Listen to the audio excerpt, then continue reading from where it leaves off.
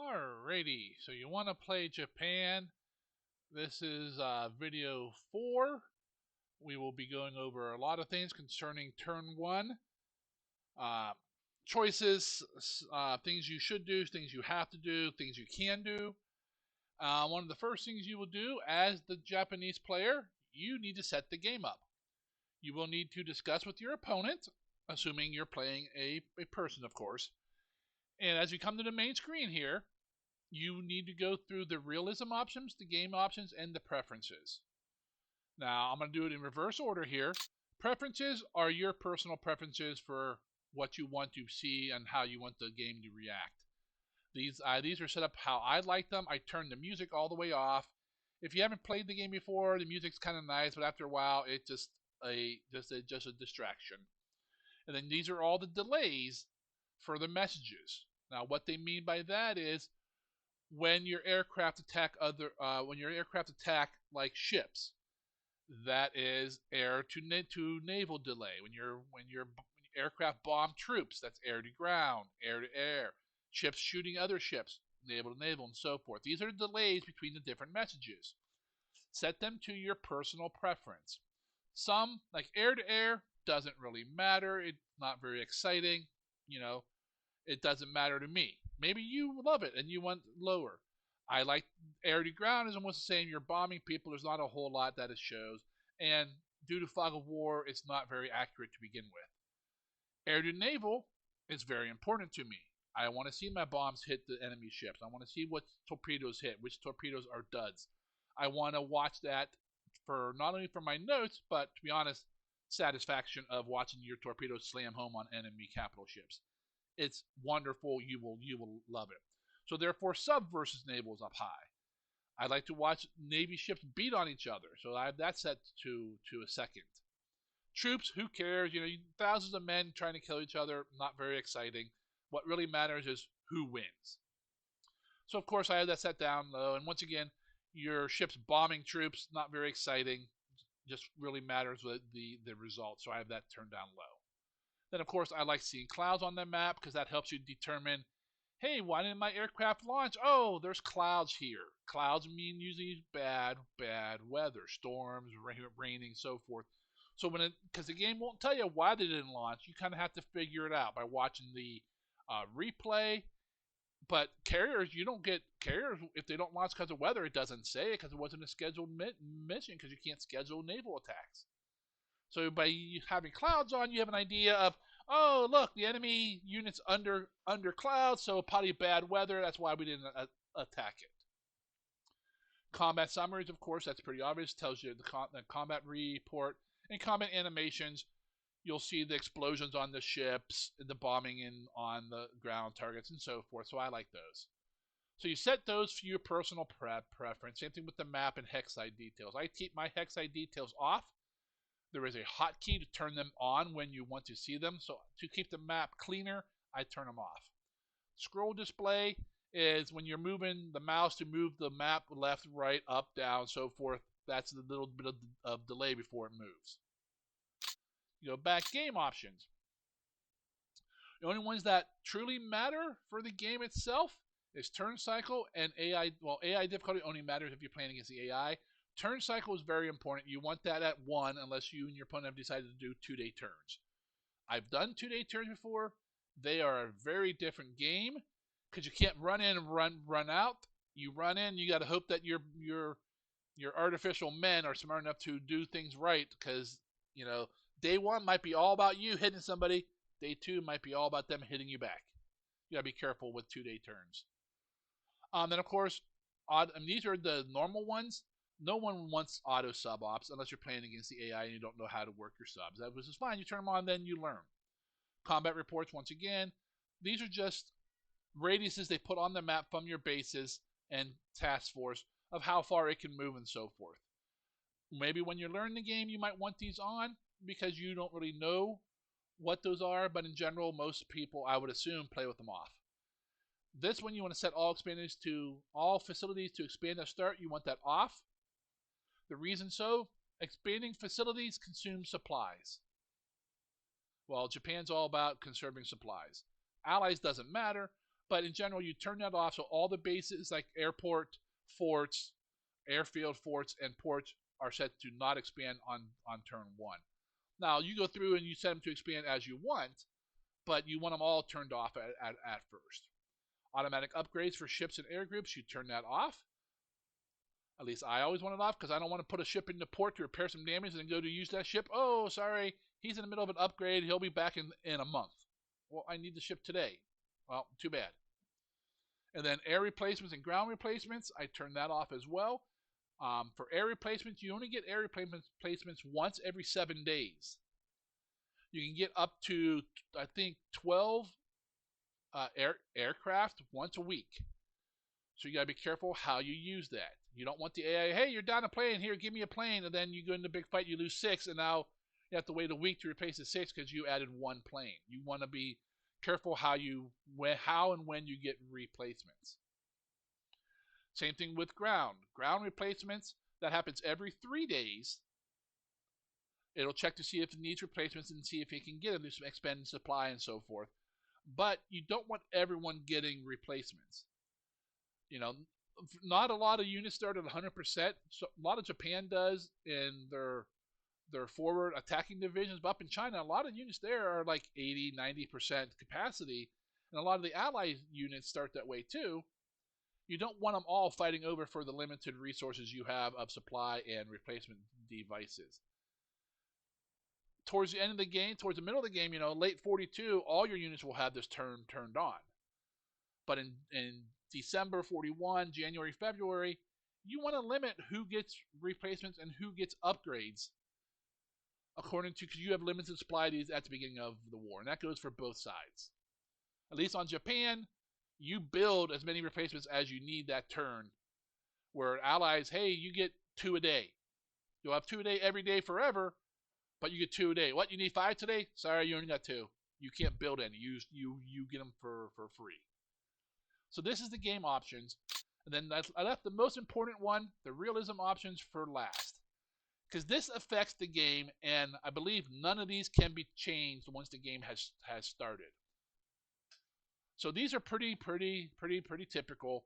Reinforcements, sometimes these are fun to play with. You can, because everyone knows when people's units arrive. If you don't, you can fire up a game and see. These add some variables into when units arrive: air groups, ground units, and ships. So it's not, hey, December 23rd, I get this destroyer. Well, yeah, everyone knows that, but if you put the reinforcement variables on, you don't know exactly when you're going to get it. Most people don't play with these, but it is a nice option to throw some variety into the game. And then Fog of War, you definitely want that on if you're playing against a human opponent. You don't want them knowing exactly what happens. You know your side, they know their side, and you're kind of guessing about your enemies. Advanced weather effects, you want that on because you want storms and rain to affect air and sea effects, and even ground combat, I believe. Allied damage control. As much as I would like to turn this off, it goes on because historically that is, the Allies had much better damage control than the Japanese. The Allies trained heavily and had more resources on their ships to handle damage. Japan just figured, we aren't going to get hurt. We're superior. We will just win. Well, we all know how well that went for them. Player-defined upgrades. These are for your air groups. If you turn this off, your air groups only upgrade to what the next upgrade is in the editor. Some air groups upgrade, some won't. And you might have to go through 5 different models of crappy aircraft to get to a decent one. If you turn this on, you decide you can go into upgrades and upgrade your aircraft to whatever aircraft you want that falls in their category. Bombers upgrade to different bombers. Fighters upgrade to different fighters, so forth. Fighters can't upgrade to bombers and so forth. You can't cross over that. But you can decide which aircraft upgrade to which model. This is good for everyone because it allows the allies to pop in and out when they have, hey, I have P-40Bs. I have 100 of these in the pool, but we have P-40Es, and this is the next upgrade, but I only have two of them. So you can upgrade to older aircraft. You completely control what aircraft are in your units. Historic or first turn. This is decided ahead of time.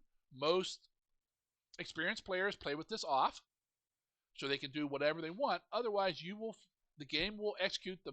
You put your stuff in, fire the game up. You'll enter your password, and then it'll save the game automatically. You go send it to the your allied opponent. He puts his password in, saves it, sends it back, and you run a historical turn. You will hit Pearl Harbor. You will hit Manila. You hit all the things that Japan did historically on December 7th, December 8th, depends on where you are on the date line. A lot of people play with that off, so you can change it. There's all kinds of reasons to change it. We will go over that possibly later. December 7th surprise, you definitely want that on. That lowers the effectiveness of ships anti-aircraft value of attacking in ports, because it's Sunday morning, they're all asleep, they're not at battle ready like they will be the rest of the war. It also affects I know it lowers to like a quarter of normal AA from ships. I'm not sure everything it does. The book covers some of it, but it's a boost for Japan on turn one. Everything you get a little. All the defenses are down except for China. So you want that on so you can do your Pearl Harbor attack without losing half of your aircraft. Because if you attack that many ships in Pearl Harbor after December 7th, the AA is gonna maul you. But then, of course, up top, reliable U.S. torpedoes. If you turn that on, they get good torpedoes from day one. That's not historic. It might be a house rule you guys have decided upon, or a special. If you play variants, I mean, they can buy that option. But normally this is off. Realistic R&D is almost always on. This only affects the Japanese, but what it does, it prevents the Japanese from switching between production factories for aircraft and R&D factories for aircraft. If you turn this off, you can move them back and forth however you want. It's a big advantage for the Japanese to be able to do that, because you'll start with like 30 aircraft production factories, and you'll be only making like 12 planes. So the rest of the factories are going to sit there most likely idle. But if you had this off, you could turn those all into research in the SAM, the Frank, the late game Francis, the Shinden, whatever you want. It's a big advantage for the Japanese to have that off. Most people play with it on. And then the last one is no unit withdrawals. That's usually off by default. Basically what that does, throughout the war, both sides, and yes, all you allied people, Japan does have withdraw on some of their units. Units are pulled in and out of the Pacific theater. Mostly the U.S., they're pulled out of the Pacific and sent to Europe. Sometimes they may come back later in the game, but usually they do not. The British withdraw a lot of ships to go into the Europe theater and the Mediterranean theater to fight the Nazis. Japan loses a bunch of aircraft groups. Most of them come back later in the war as something else, but you still lose them. We also lose some ground units. Most notably, all the Thailand forces in 44 go away when Thailand decides, hey, we're going to join the Axis. I mean, not the Axis, the Allies. And all those troops are no longer yours. If you turn that off or turn this on, it affects both sides. Some Allied players don't realize this. Well, I'm turning this on because I don't want to lose all these ships and stuff. Well, you're giving Japan some stuff too then. It's not as useful for Japan. We don't lose any ships because where are they going to withdraw to? We do lose a bunch of air units, but like I said, most of them come back later in the war. And we do lose probably half a dozen ground units besides the troops over in Thailand. The Thailand troops are not that great. They're wonderful for garrisons, and they might do decent against the Chinese, maybe. But other than that, they're not highly useful troops. Other than if you get them all in a big stack, there's a bunch of them. But so be careful playing with this on, because it does affect both sides, whether you realize it or not. So these are set for my game with Helson. He did not buy torpedoes, but he did buy withdraws off. We are using the Andy's variant point systems, so these are all set for our game Helson. And then basically you come down, you select what scenario you're playing. For me, we have our own scenario right here. You select it, and then it'll come up, and the first thing it asks you, we don't have any details. It loads the game, and let's see, did I have the right setting? Nope, I did not. Okay. Let's go ahead and exit back out, and I'll show you. Because see, I had Japan set as AI. You'll have it set for play by email. Come in there, do the same thing. Comes up before you even get into the game. It does. It's not going to show because it's a different window. It asks you for your password. You put a new password in for every game. It could be the same one you use every game or different per opponent. So you have to put a password in. Make sure you write this down or you know it, because if you forget the password for your side, you're screwed. There's no way for a player to get that back. There's no way. A couple people on the forums used to help people in this situation, but I'm not sure if they're even active on the forums anymore. So if you forget your password, game's over. You hit OK, then you go into the game. You can start issuing your orders. Alrighty, next thing on turn one or pre-turn one, whichever way you want to look at all this, I want to talk about is house rules. Now these should be decided upon and agreed upon before you start the turn, same as like the different options and the game setup. So some of them, let me pull up my note area, turn this on here. These are the house rules I have for my upcoming game. Now, these are not all the house rules. House rules can be anything you want. You know, hey, no bombing the West Coast. That could be a house rule if both sides agree to it. You know, hey, only bombing, industry with 4-engine bombers. That could be a house rule if you wanted. And what house rules are just things that both players agree to, that the game, there's no way to enforce it in the game. There's no way to, and so it's not like Allied working torpedoes has a switch on or off. Once that's set, there's no way of changing this. House rules are things that you want to agree to that the game has no way of doing for you.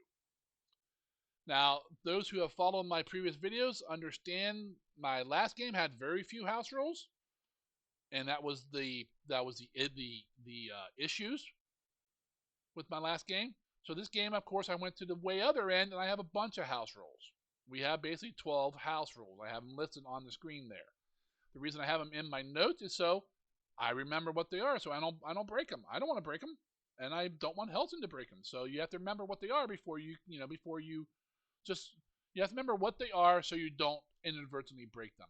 Now, will one or two of these be broken during the game? Most likely.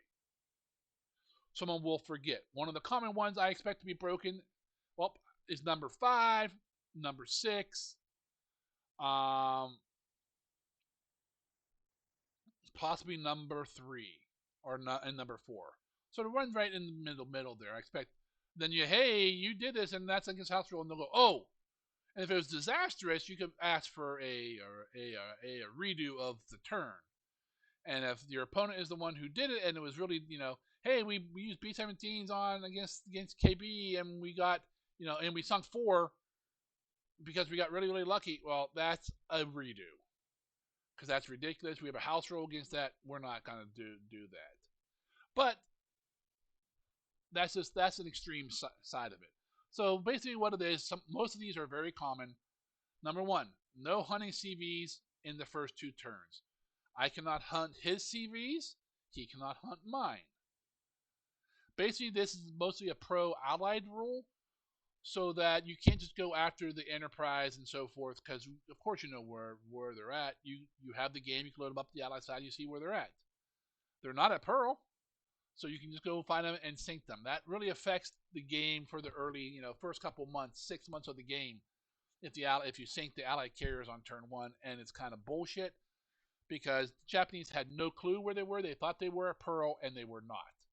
The only one they knew where it was, I believe, was Saratoga. It was on the West Coast doing a refit or undergoing repairs, I believe. But the other ones, they expected them all to be a pearl, and they weren't. So you can't hunt for the first 2 turns of the game. That allows people to move them.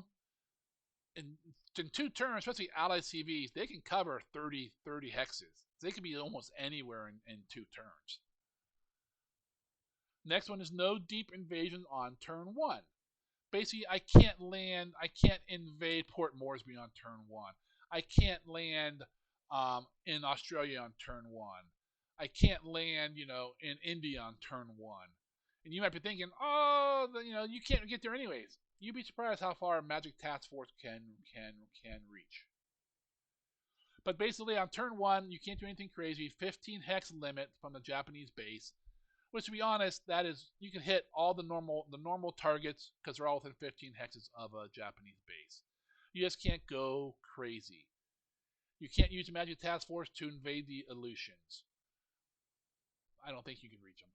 I think it's more than 15. You can't invade Pearl and so forth. Just some of the crazy stuff that people might try. That's some crazy, gamey, whatever your word for it is. It just kind of brings it back to reality. That one's all pro-allied because, of course, it's the Japanese are attacking. Number 3, if you're going to do a ton of task force in the same hex, you have to have at least 4 ships in them.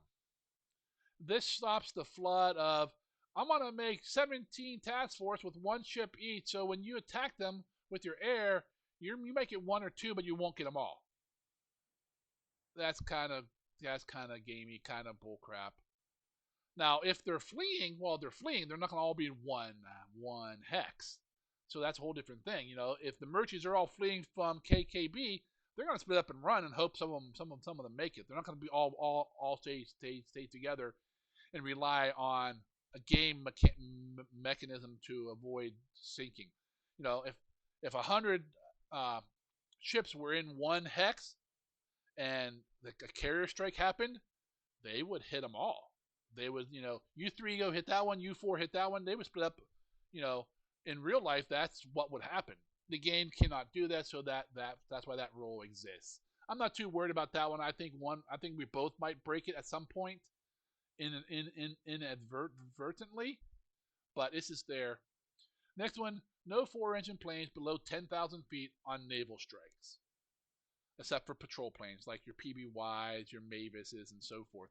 The reason for this is the game engine for 4-engine bombers below 10K. I'm not sure what it is. It's just not right.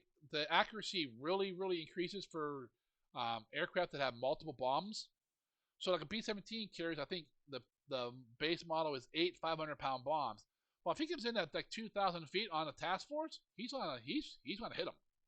It's almost a guaranteed because of the way the game works. When in reality, that would have never happened. Accuracy like that wouldn't have mattered, but just the way the game processes the data, it's not correct. Now that one's definitely a Japanese rule because we don't get any 4-engine bombers other than recon, other than patrol planes, so it doesn't really affect us at all. I can still send my netties in at 100 feet if I wanted to, because there are only 2 engines. Next one is the sweep altitudes. What this does, this stops the uber sweeps. Coming in at 40,000 feet and just mauling the enemy or whatever your max height is, because that's not what was done historically. I have been, as Japan, of course, you are always on the downside of this one without this rule because your planes just can't fly that high. So basically, for the first 6 months of the war, planes hats can only go for sweeps, only go up high as 20K, then 25, then 30, and then in 44 you go whatever your plane can go. Because by then they realized what zoom and boom was. That was a tactic at that point. Early in the war, it was all about the dogfighting. So this rule also benefits Japan mostly. As you see, we're bouncing back and forth. Which rule helps who? Next one is paratroopers. Basically, that you're hitting small dot bases or island bases with not much there, you could drop a few men in there, grab the base, and move on. But if you're going to a real base, you have to bring as many paratroopers as you can. And if you can't bring the whole unit in one turn, you have to keep bringing them in. That way, you can't just split your paratroopers up to take bunch of smaller bases. If they're not a small island and so forth, you just can't do it. It's kind of gamey to split your regiments or whatever up over 4 or 5 targets. That didn't really happen in the war. So that's just one there. That affects both sides. Mostly it affects Japan early, and then it affects the Allies later in the game. Number 7, no strategic bombing in China till 43. Basically, that protects all the industry and resources in China from being wiped out, mostly by the Allies, because they're the only ones who have any kind of real bombers in the early game. Until 43 at least. That gives you a year to get stuff organized, get the bases you want, get your airfields built up, and get some fighters flying protection. Come 43, if you're not flying protection over your oil or your resources or your industry, well, that's your own fault. Next one is 8. No more than one squadron per hex at night. So basically, you can't send 17 squadrons of B-17s to bomb your target at night. You can't crush Palembang oil on the first turn that they get it at night. It's more realistic with one squadron per hex per night.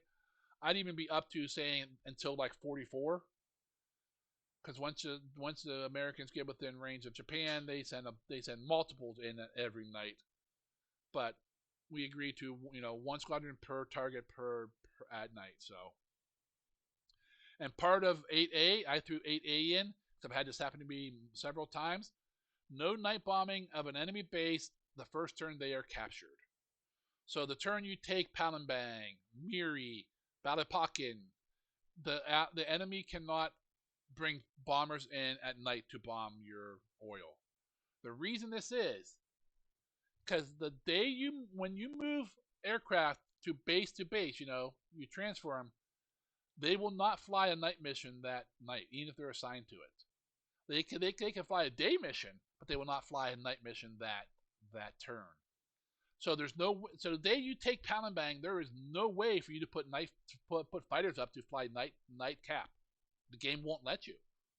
Thus that rule was born. Most players, you don't have to worry about that because they're not bombing the first turn. Some players are very active about bombing your oil, so it's just easier to get that out in the open and be done with it. Now you don't have to worry as much. I will still put fighters at Palembang on turn 1 and have some set to nightcap, but I know they won't fly. But on that second turn I have it, they will fly. So if he wants to come in, he's more than welcome to, and we'll see what happens. Number 9 is you have to pay political points to cross national borders. Basically, this one's a lot of people play with this one, so you can't empty Manchuria into China for free. So that lets you pull about 3,000 assault strength out of Manchuria to dump into China. That's quite a bit. If it was just pure troops, you're talking like 8 divisions. It's not, but there's still a lot of power there. We are playing with the exception where Thai units can go into Burma or Malaysia without paying, but like you can't bring Indian troops into like Burma. You can't bring Indian troops into China and so forth without buying them out. The next one is 10. No using training to dodge sweeps. Whether you know about this exploit, bug, trick, whatever you want to call it, if you have fighters at a base in training missions and enemy bombers come in, there's a chance they will come. The training mission will be caught up to defend. If you've played enough games, occasionally this happens at Pearl, where you come in for your first strike and it says training aircraft have been caught up in the attack. Now, of course, there's only a few fighters there and your zeros maul them. But later in the game, not all your bombers go in with escorts. So you send bombers in and, there's no fighters there, and all of a sudden there's fighters there and, they can do a cap trap on you with no risk to themselves.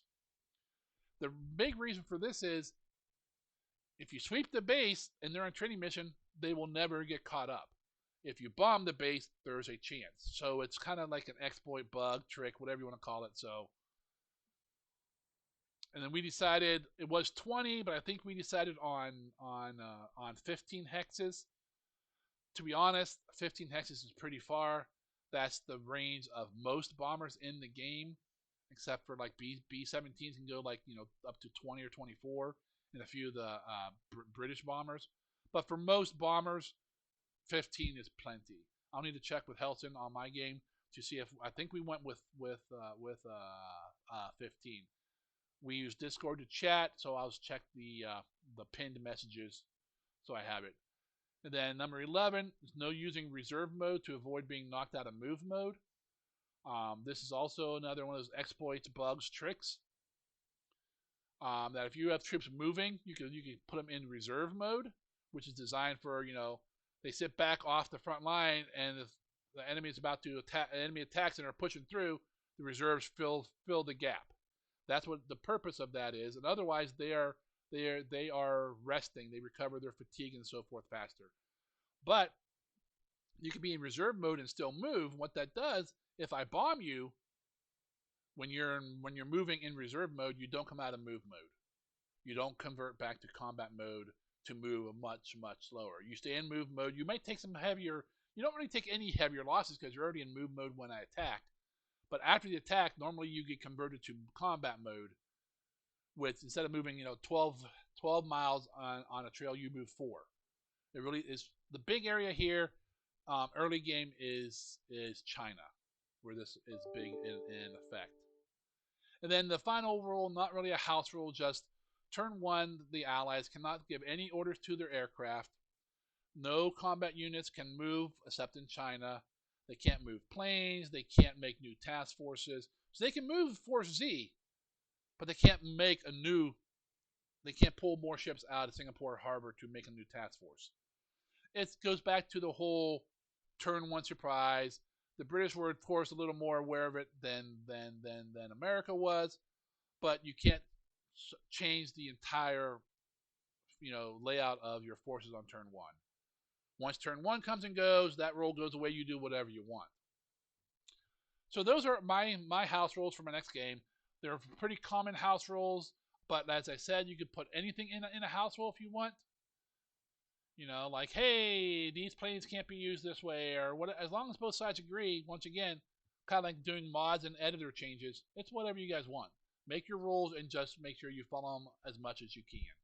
Like I said, I expect several, like 3, 4, 5, and possibly 6 to be missed once or twice in the game, because so many things are going on. You can't always keep these in the forefront of your mind.